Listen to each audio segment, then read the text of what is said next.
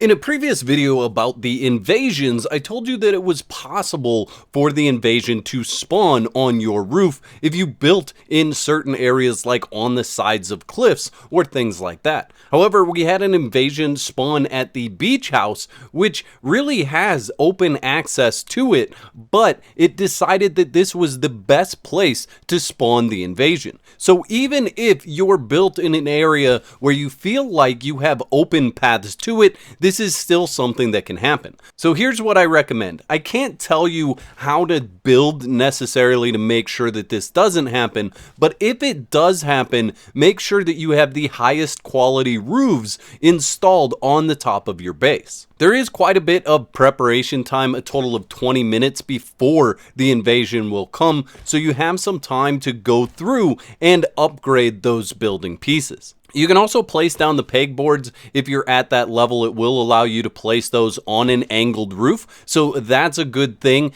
However, I've noticed that on these slanted roofs, the enemies don't respond very well. They are going to get stuck, they're going to act funky, and those pegboards really require them to run across them in order to take any damage. So if they're just standing there, they're not taking damage. If this happens to you, my suggestion is start moving your base. It's going to be a lot of work depending on how big your base is, but it's going to save you a lot of time in the long run not dealing with these invasions on the roof of your base. But if you really like the area that you're built in and you don't want to trek across the entire map, my suggestion is move your bonfire by 30 meters. You may only need to move your bonfire. It may be a situation where just moving that in your base will make a difference. However, you want to make sure that everything else that you have built is inside your bonfire range, because when you move your bonfire, the circle around it will move, and you may need to move your walls or different things that you have placed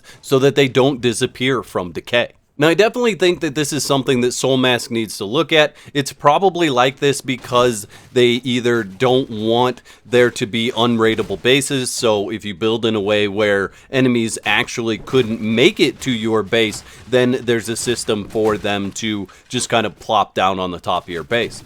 However, I think that for PvE, that also creates a problem where if you're building in a way that's really cool, but it happens to be hard for the invasion to get to, that is going to be an issue. And I think they need to do some fine tuning with this system so that it works really well and everyone knows what to expect.